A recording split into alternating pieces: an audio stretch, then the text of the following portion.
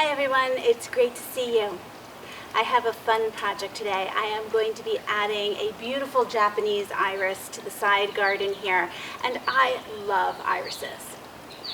Irises, I think, are one of those perennials that tend to be pretty hardy. You can look forward to them every year. Most of them bloom early spring. The Japanese iris, though, is special. So there are three main kinds of iris that you usually see. Your tall bearded iris, which are quite large and have an upright part in the middle, and they usually bloom first in the spring.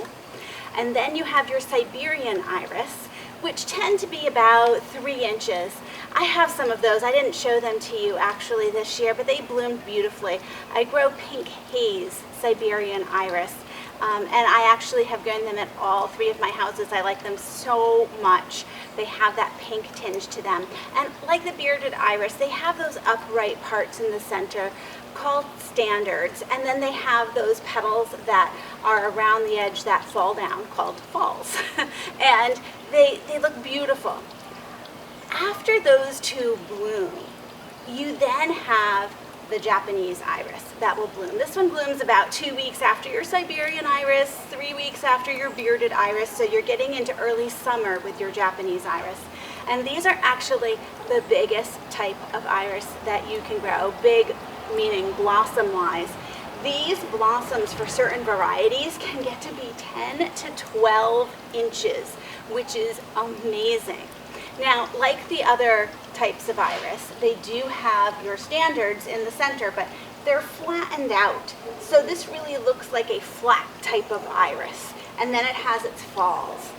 There are 3 different types of falls that you can have with your Japanese iris. You can have a single, you can have a double, and you can have a peony type Japanese iris. Now, a single type of Japanese iris is going to have 3 of these petals that fall around the edge. And your double is going to have 6. This is a double here. And then your peony has 9 or more. So, oh my goodness, there's just so many varieties out there of iris that you can have. This particular one is called Lion King. I found it at a local nursery. Actually, my mom found it and she got it for me, which was so nice. What a great surprise. And I'm going to add it to the garden.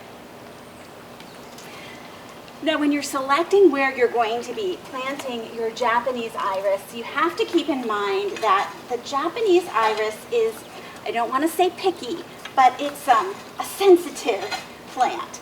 So it isn't going to be as easy to place in your garden as your other types of iris. The Japanese iris really likes some damp soil. You're going to have to keep it moist, but it doesn't like to have its roots sit in the moisture. So with your Siberian iris, you have a little more flexibility with that. They like it moist, but they can have pretty wet feet. It doesn't have to have purely good draining soil. Whereas Japanese iris, don't let them sit in the water. Also, the Japanese iris is not drought tolerant. So your Siberian iris, this is my Siberian here, once it gets established, it can go without water for a little bit. Not so with your Japanese iris. It's going to be much more important to make sure that you're really monitoring how much water it's getting, that it's consistent, that it's draining really, really well. It also likes a good 6 hours of sun. So over here, this is my sunniest part of my garden. This is a good place for it that way.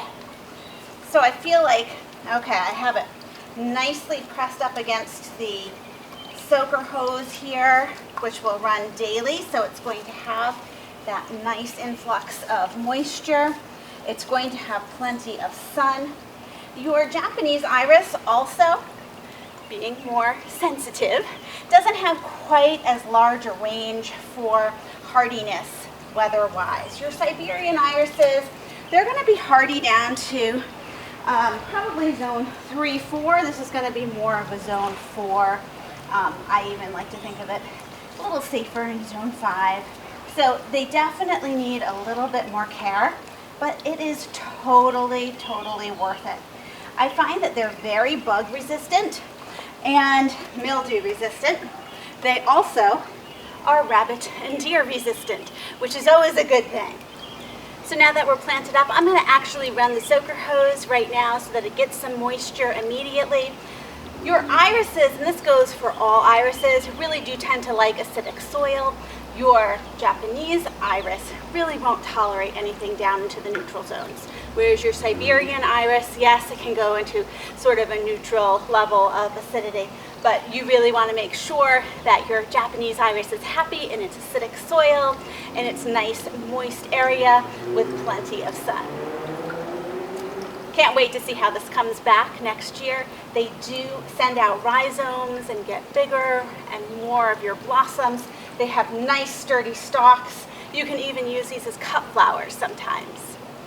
So if you happen to be out in your nursery and you see one of these beautiful Japanese irises with its nice plate, flat shaped form to it and all those ruffles, and you can't resist like I can, unfortunately like my mom can't either, go ahead and add one of these to your garden. It is worth trial and error.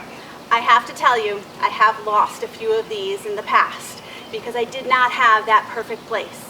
But once you find the place for your Japanese iris, it is so worth it to see these beautiful flowers that come at the beginning of summer and just add that extra, I don't know, elegance to your garden. Thanks so much for joining me, and I'll see you in the next video.